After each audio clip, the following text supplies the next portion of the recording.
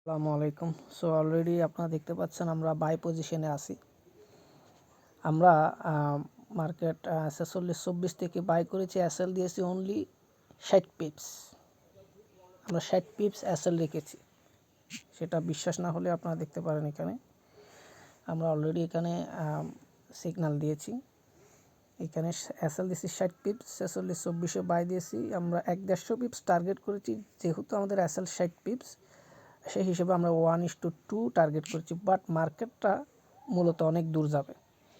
আমরা আশা করছি মার্কেট এখান থেকে, আপনি যদি এসএলটাকে বড় রাখেন, ঠিক আছে, আপনি যদি এসএলটাকে 4600 এখানে রাখতে পারেন, সেই হিসেবে আপনার টার্গেট হবে, অর্থাৎ এই মুহূর্তে মার্কেট যেটা ব্রেকআউট করা শুরু করছে, এটা যদি সাকসেসফুলি ব্রেকআউট করে ক্লোজ দিতে পারে, আমি আশা করছি মার্কেটটা 4670 পর্যন্ত চলে যাবে।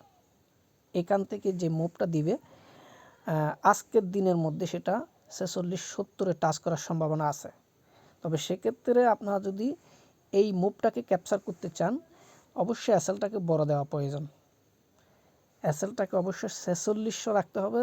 তার কারণ হচ্ছে যে কোনো মুহূর্তে কারেকশন আসলে আপনার এসএল হিট যাতে না হয় আর কি, সেজন্য আমরা 60 পিপস এসএল দিছি। আমরা হয়তো 150 পিপস প্রফিট নিয়ে বেরিয়ে যাব, পরে আবার নিচ থেকে আবার আপ সাইডে আমরা কনফার্মেশন পেলেই আমরা এন্ট্রি নিব। আমরা মূলত 5 মিনিট অ্যানালাইসিস করে এন্ট্রি নিয়েছি, এই জন্য আমাদের এসএল 60 পিপস, আমাদের টার্গেটটাও কম, 1:2।